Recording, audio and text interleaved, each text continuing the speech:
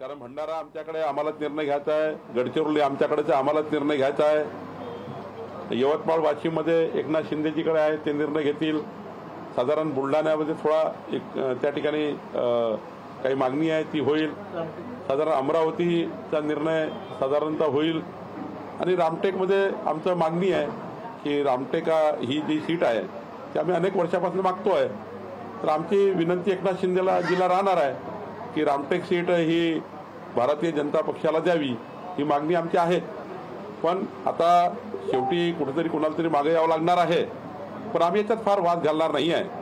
पण मला वाटतं पहिला टप्पा आणि दुसरा टप्पा साधारण 2-3 दिवसात निर्णय होईल आणि जसे जसे टप्पे पुढे जातील बाकी निर्णय होतील, पण फार वाद नाही आहे, असा काही टोकाचा वाद आहे काही होणारच नाही आहे असं नाही आहे, शांतपणे सारा चालू आहे।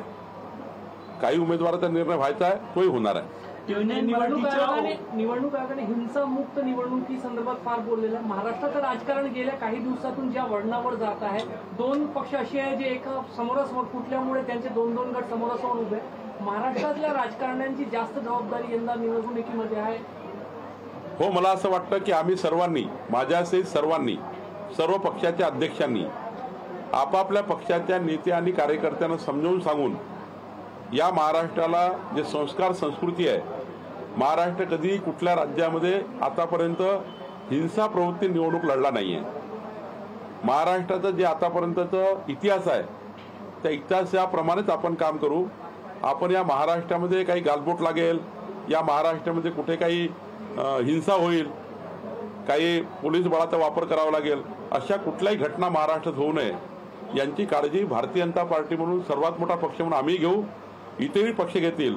मला वाटतं ही निवडणूक अत्यंत खिलाडू वृत्तीने, अत्यंत स्पोर्ट्समॅनशिप वृत्तीने लढावी आणि कुठेही व्यक्तिगत टीकाटिप्पणी टाळून लढावी असं मला वाटतं। लोकशाही मराठी ऐका, पहा, जागरूक रहा।